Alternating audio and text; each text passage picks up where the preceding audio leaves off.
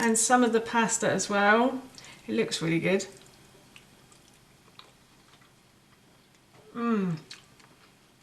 That's really nice.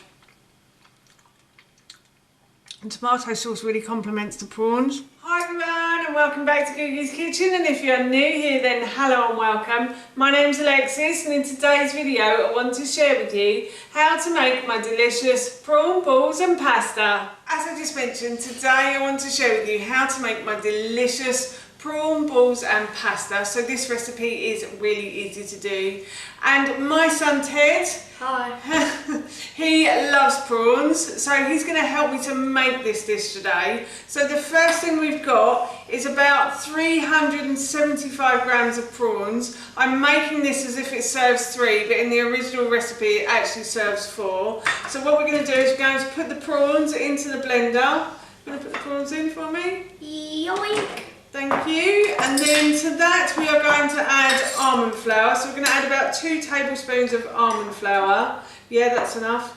You can use plain flour if you want to as well, or you could use tapioca starch, anything just to sort of hold it together a bit better. No, a bigger one than that, please. Alright. And then to that we are going to add some tamari.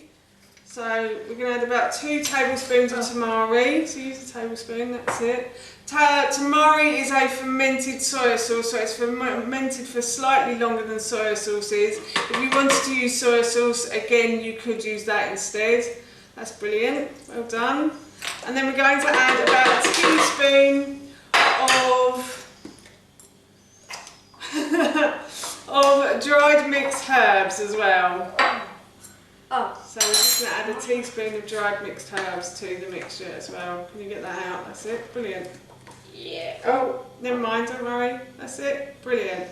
And then we're also going to add a little pinch of salt and a little bit of pepper as well. Oh, we're not still pepper. No, we will do it later. No, I will do that. You want to do that? A little bit, okay? And I'll put a pinch of salt in. Alright? And then all we're going to do, that's it, that's enough to, don't want it too spicy, do we? And then all we're going to do is put the lid on for me, and then we're going to blend all of these ingredients together. It goes the other way, so let's go. And then press start. No, auto. Blended the mixture until it is smoothish, and now what I'm going to do is I'm just going to take out the blade, and we have dampened our hands, so hopefully the mixture won't get stuck to it too much. And now what we're going to do is just grab a piece of this mixture and we are going to roll it between our hands like so into little balls that we are going to eat later. Anything rude, and my son is in there, so I'll just show you again. I've just grabbed a piece of the mixture and I've just rolled it between my hands until it forms a ball shape. Yes, it did say ball shape, yes. So we're going to continue to do this until we've used up all of the mixture. As you can see, Ted and I have finished making the prawn balls, and I'm going to put these into the fridge now. The reason I like to put them in the fridge is when I preheat the oven, I like to put a baking tray into the oven at the same time, and then once the oven is preheated I will take the baking tray out and put the prawn balls onto the baking tray, and that will hopefully help to penetrate them really quickly, making the outside really sort of crunchy and the inside lovely and soft and juicy. So yes, as I said, I'm off to put these into the fridge for a couple of hours. You could make these the day before and put them on overnight, or you can make them a couple of hours before and just put them in the fridge before you want to eat them.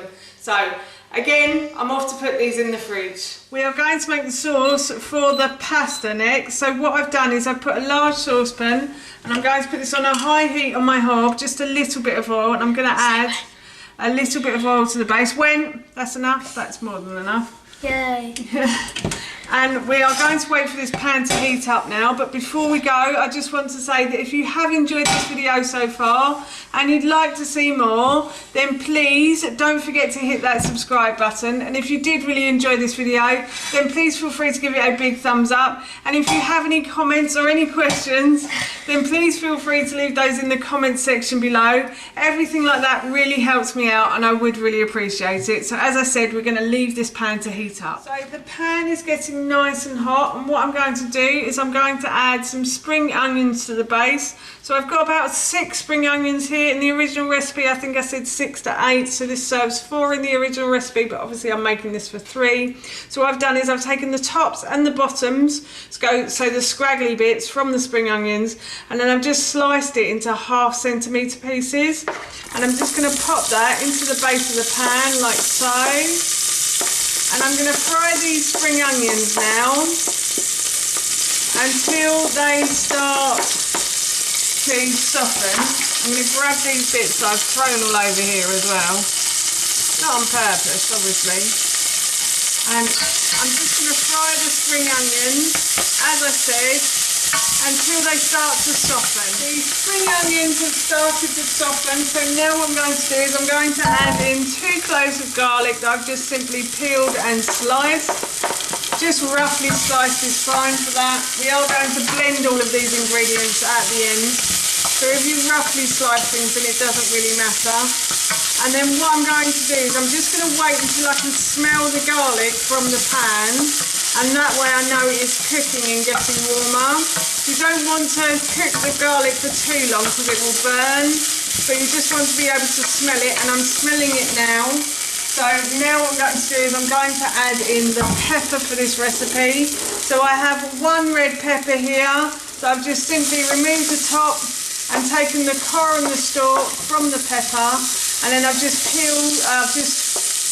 sliced and diced the flesh, and I'm just going to add that to the base of the pan like so. And I'm going to continue to fry these ingredients together until the pepper starts to sort of soften. We are going to blend these ingredients at the end, so it doesn't really need to be too soft. So if you haven't got a lot of time, then you don't have to worry about it too much. But if you've got a bit more time, then I'd say probably about 3 to 5 minutes I'm going to fry these peppers for, and then they will start to soften. I'm also going to turn the heat down a little bit now as well, because it's getting a little bit hot. So as I said, I'm just going to continue to fry the peppers for about 3 to 5 minutes. The pepper has started to soften, so now what I'm going to do is I'm going to add in 1 carrot that I've just simply peeled and grated. So I'm just going to pop that into the base of the pan like so. And I'm going to fry the carrot for probably about 30 seconds or so. The reason I like to grate carrot and things like courgette is because they tend to cook quicker if they are grated. So I find it easier, and it takes me less time when cooking sauces and things if I grate all the vegetables. So I'm just frying these for about another 10 seconds or so. That's perfect. You just want to heat them through. You don't really need to cook them or make them softer because they're tiny pieces anyway. And then to that I'm going to add 1 tin of tomatoes. So this is the simplest sauce in the world. I'm just going to chop the tomatoes up like so. I didn't realise, but they are actually plum tomatoes, but that doesn't matter because again we are going to be blending all of these ingredients together. And then I'm going to add some chicken stock to that as well. So I've got about 250 mils of chicken stock, and I have put it in the tin of the tomatoes because then I can get rid of all the juice from around the outside. This is my little trick I learned from my grandmother, that you just put juice in the tin or water or anything and it will just come out beautifully. And now what I'm going to do is I'm going to leave this sauce on the hob to simmer for probably about a good 20 to 30 minutes. And what I would like to happen is I'd like for the stock to be absorbed by all of the vegetables in the pan, and the the sauce to go quite jammy, and then I'll leave it to cool and I'll blend all of these ingredients. So the sauce has been on the hob for about 20 minutes now. And it has gone what I call jammy, so basically it looks like a thick jam. So what I'm going to do now is I've turned off the heat already, and I'm going to leave this to cool, and then I will blend it and I will add the basil in at the same time. I left the sauce to cool and it's cool enough now, so I'm going to pop this into my blender cup, and then I'm going to add the basil in, as I mentioned earlier in this video. So T's going to put the basil in once I've scraped the bottom of this pot. Waste not, one not, as Nanny used to say, your great grandmother. Tut tut. Tut tut. Right, and you can put the basil in now. Gourmet. Yes, thank you. What? I'm making it gourmet. Okay, right, and now we're going to blend these ingredients together until they are smooth. Hang on, we haven't turned it on at the wall. Careful. That's it. Go. Oh no. Now go. I have blended the sauce until it is smooth, so I'm going to pour this back into the saucepan and set it aside, and then later on I will cook the prawns and the pasta, and I'll put the two together, I'll try it and I'll let you know how it tastes, but it smells really good right now, so I'm sure it's going to be delicious. I have transferred the prawn balls to the baking tray, so I preheated the oven to about 200 degrees. I put a baking tray in and I have put the prawn balls in. I think you can hear them sizzling now, so hopefully these will turn out nice and juicy. Prawns don't take long to cook, so I'm going to put these in for about 5 to 7 minutes. So basically when they go pink is you'll know they're cooked, and maybe slightly golden brown as well. So yes, as I said, I'm just going to pop these into the oven. The prawn balls are cooked, they've gone a lovely pink colour and they're slightly golden brown as well, so they are done. So I'm going to take these out of the oven, and then I'm going to serve them with some pasta and the sauce that we made earlier, and we're going to eat them and enjoy them, I'm sure. They smell fantastic, I have to say, so I'm really looking forward to this meal. I have added the pasta to the sauce and not the other way round, and then I put the prawn balls on top, and now I'm just going to try a little bit of this. I'm going to try some of the prawn ball and some of the pasta as well. It looks really good.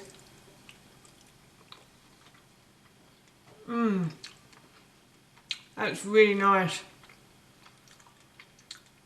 The tomato sauce really complements the prawns, and the pasta just adds something so nice. So yes, I'm really looking forward to having this for my dinner this evening. That's how you make my delicious prawn balls and pasta, and that recipe I will link in the description box below for you. As I mentioned earlier, we're going to be having this for our dinner this evening, and it smells and tastes so good. I can't wait.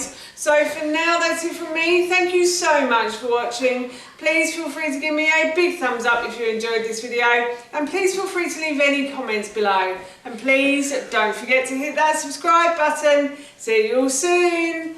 Bye.